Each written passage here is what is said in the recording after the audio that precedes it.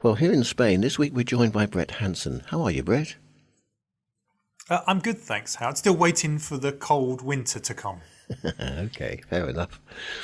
So, in our weekly financial discussion this week, we're going to get some advice on how to protect our pensions and retirement savings for the long term. Brett, this is perhaps the most important element of financial planning, but isn't it a complex one? Well, Howard, I think like all things, as to whether something is complex or not depends upon your own experience and knowledge on the subject matter. For example, I can talk until the cows come home on the various options with regards to protecting pensions and retirement savings, taking into account numerous factors which could affect these, but ask me how to rewire a British plug and I wouldn't have a clue. I used to, but I haven't needed to do it for over 25 years. And of course, that's the point here. It's about the knowledge and experience. For many, Howard, our pensions are often the key to our long-term financial security.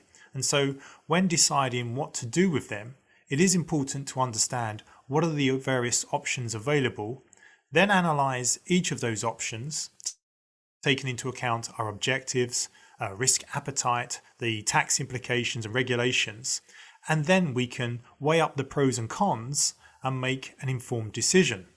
And if you're already living in Spain, or you are thinking of moving here, then you have the added complication of needing to take into account the tax and regulatory regimes of both the UK and Spain.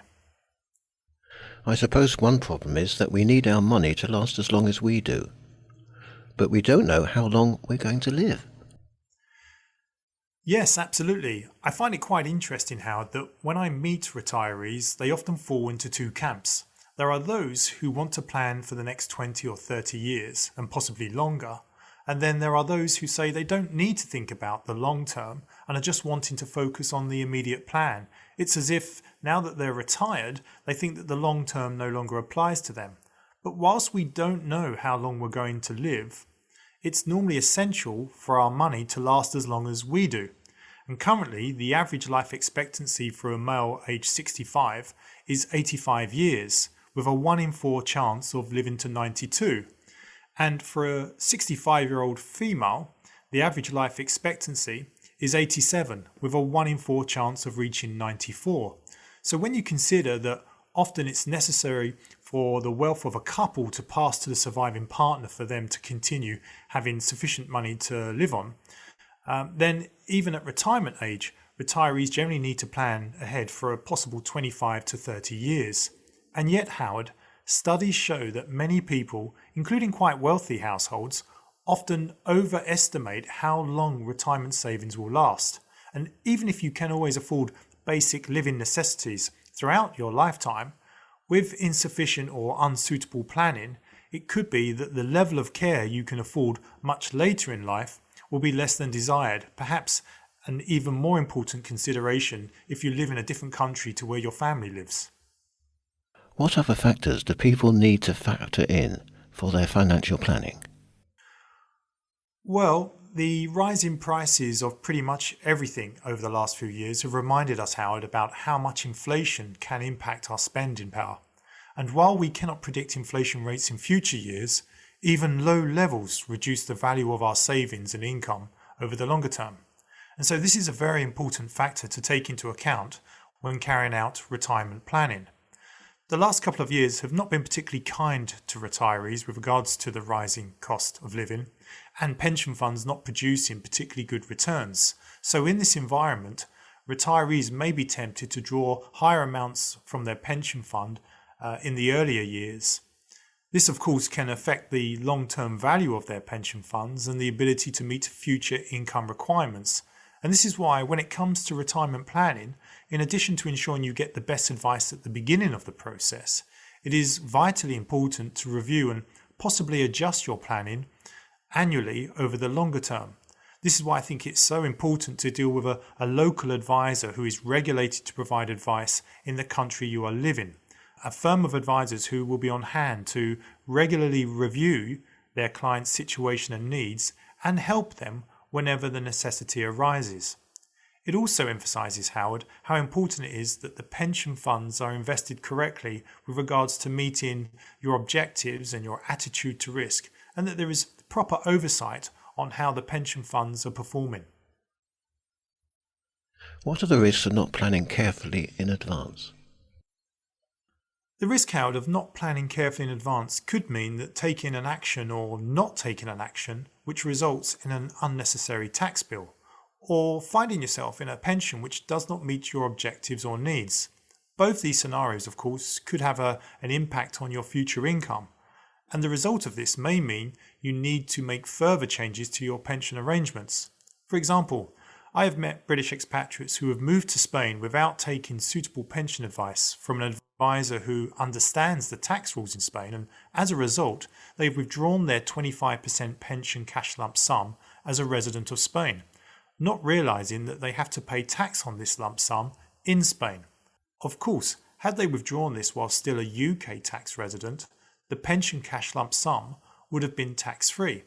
I cannot emphasise enough, Howard, to any listeners who are thinking about their pension planning or are considering what to do with their pensions, that they really should talk to an advisor who understands the full range of pension options available to them and how both the UK and Spanish regulations and taxes could impact these options.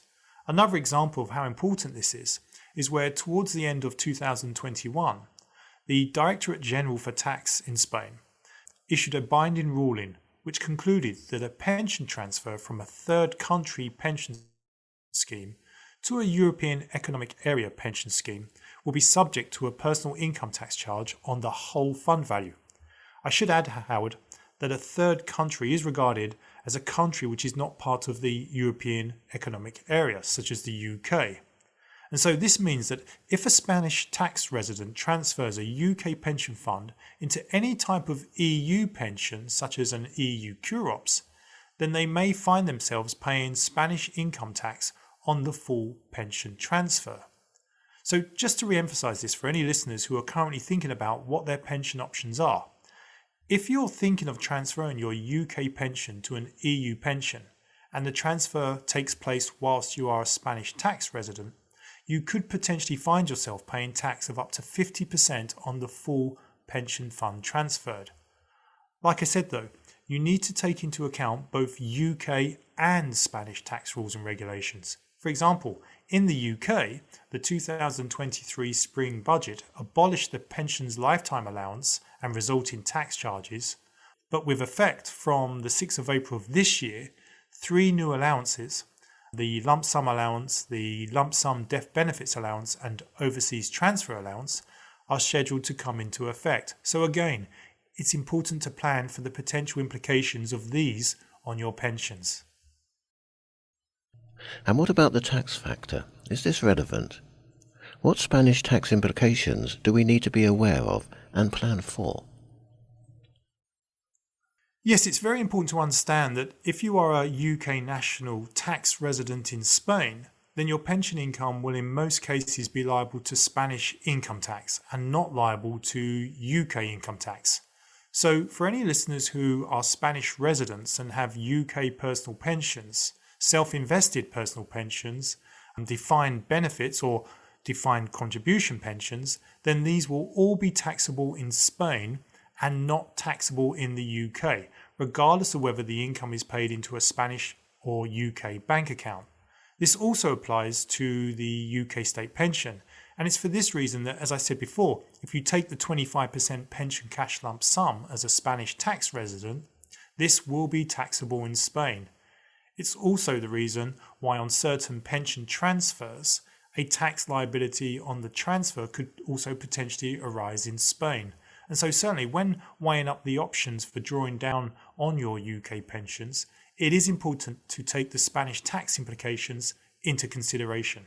I should just add, Howard, that when it comes to the income tax calculation on pensions in Spain, the key exemption is income from government service pensions, which applies to UK government service pensions such as civil service, local authority, fire service, police, and certain teachers' pensions, which remains liable to UK income tax. For these, pensions, then residents of Spain would continue to benefit from the UK personal allowance and pay tax on them in the UK, but it is taken into account when calculating the tax on any other income which is declarable in Spain. And so it can have the effect of pushing this other income into higher rates of tax in Spain. What particular issues do British expatriates with UK pensions and living in Spain need to be aware of? Well, in addition to what we have already discussed, Howard, for many British expatriates with UK pensions, it seems keeping certain types of UK pensions whilst living in Europe could also cause some problems. Prior to Brexit, UK financial advisors used to be able to advise their clients living in Europe under EU financial services passporting rights. But the UK lost these rights when they left the EU, and so UK-based advisors are no longer authorised to give advice within the EU. In fact, many UK advisors over the last couple of years have informed their clients of this. On a similar basis, we've seen well-known big banks informing their clients who are living outside of the UK that they can no longer keep their UK bank accounts with them. But more recently, we're now also aware of many British expatriates living in Spain who have tried to start taking an income or lump sum from their UK-based pensions or change the funds within the UK pensions, and the UK pension company has told them that they are unable to do this unless they've received regulated advice. The problem here, though, Howard, is that the UK pension company cannot accept advice from a UK advisor because the pension member is living in Europe, but at the same time are not able to accept advice from an EU advisor because the pension company is unable to recognise whether such an advisor is properly regulated in Europe. And so you have this situation where the UK pension provider cannot accept advice from either the UK or from a European advisor, leaving these UK expatriates in a situation where they're struggling to access or make changes to their pension funds. Blevins Franks, though, are in a position where we can offer our clients a UK pension while still being able to provide qualified, regulated advice from our Spanish offices to residents of Spain. Considering how complex all this can be and how important it is to get it right, taking professional advice must be essential. Yeah, I have no doubt, Howard, that if any listeners are thinking of reviewing their retirement planning, then they should certainly ensure that they take advice from a firm of advisors who are experienced, qualified, and regulated to provide advice for both the UK and Spain. They should deal with a firm of advisors who can advise them on their pension options and how taxation and regulation of their pensions could impact them from both a UK and Spanish tax perspective. And they should also have the depth and strength of resources to be able to outline what are the various options available, then analyse each of those options, taking into account your objectives, risk appetite, the tax implications, and the regulations, so that you're then in a position to weigh up the pros and cons and make an informed decision. Of course, they should also have the resources to provide an ongoing review process in order to make sure that the plan is working for you year after year for the long term.